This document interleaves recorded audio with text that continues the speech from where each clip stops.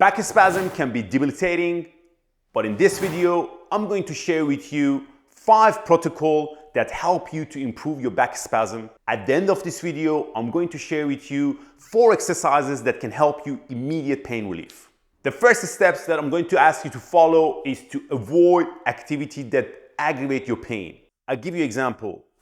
Prolonged walking or prolonged sitting can be debilitating and aggravate your symptoms while you're suffering from back spasm, and I would always suggest my patient to minimize to pushing it too much to make your back get more sore. The second step is to use hot water bottle or electric blanket in bed.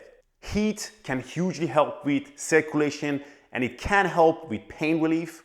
I would suggest to use them daily while you're in bed. The third step is adjust your sleeping position. I'm going to briefly show you 3 different positions in this video that you can utilize while you're sleeping that can maximize your recovery. The fourth step is to use painkiller if you need so. Many of you guys avoid taking painkiller, but if you're suffering from back spasm in the first 3 days of your injury, you want to utilize painkiller specifically at night because that can help you to maximize your sleep and help you to recover faster. The fifth step is to follow the exercise that I'm going to show you right now in bed daily as often as possible. Consistency with this exercise can hugely maximize your recovery, and I would suggest you to try them in bed before you go to bed, when you wake up in the morning, and couple of rounds through the day. Let's get started.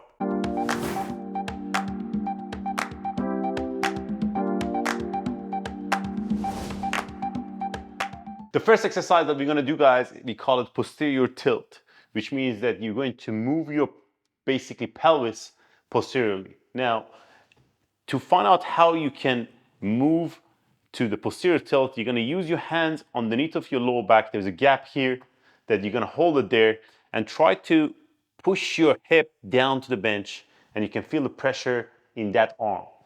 We call that posterior tilt, and usually that movement can get very stucky and stiff if you're suffering from back spasm. We're going to hold in that position for 5 seconds. Make sure that you're breathing in and out. And when you relax, you want to overarch your back and get much more space here. That hugely helps you to get that coordination. You're going to go back on it. Breathe in and out. You can feel the differences on pressure. 5 seconds. You're going to practice this exercise for 3 sets of 8. Hold there for 5 seconds. Try to practice it daily 2 to 3 times for optimum results. The following exercise is going to be figure 4 stretch, which is very simple but effective if your back spasm does impact your hip. Let's say the left side is much more sore, we presume.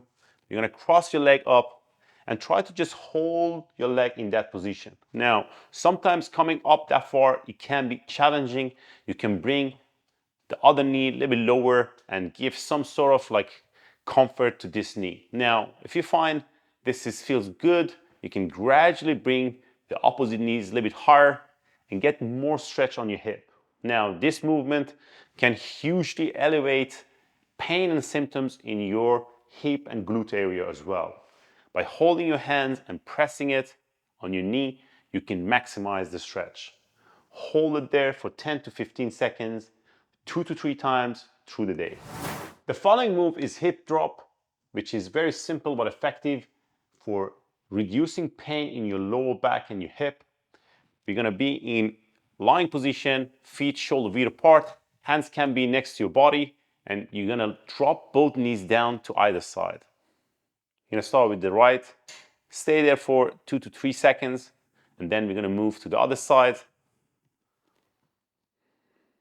2 to 3 seconds. You might find one side is more stiffer than the other side. You can play around with it. The more you do these, you become much more comfortable. You don't necessarily need to hold it. You can practice it for 3 sets of 8 to 10 repetitions. As you can see, you can still stay in bed, do not move, but stay active in bed. We're going to follow the exercises with back extension, which can help to get some extension in your lower back.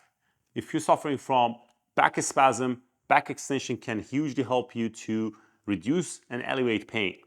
You're going to be in this position initially by coming from like completely flat to this position on your elbow, you can already feel some tension in your lower back, and that can be enough at the start of your recovery in a very acute phase of your lower back pain.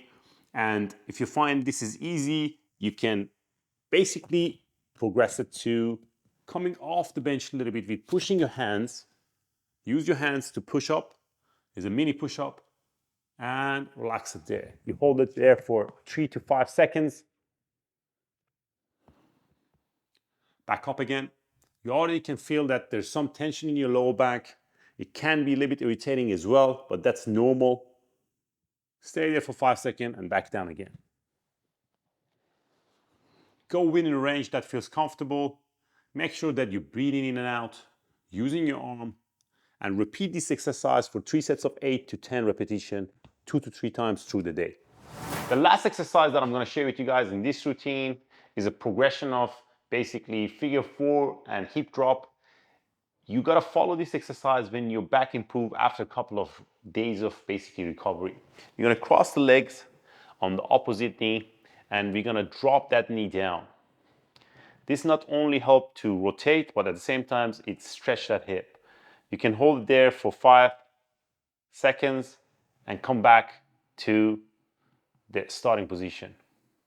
Go back down. Repeat that for 5 sets. Back down again. Breathe in and out.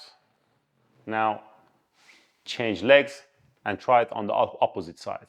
I would suggest you to do this on both sides, not on the affected side only.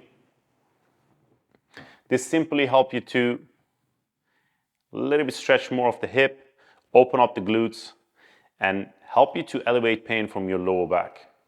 You can hold it there. If you find one position is more tighter, you can hold it there, but make sure that when you are in that position, you can breathe, you can be comfortable, and it does not aggravate your pain. If you find it's too much, try it within a comfortable range. Try it for 3 sets of 8 to 10 repetitions daily.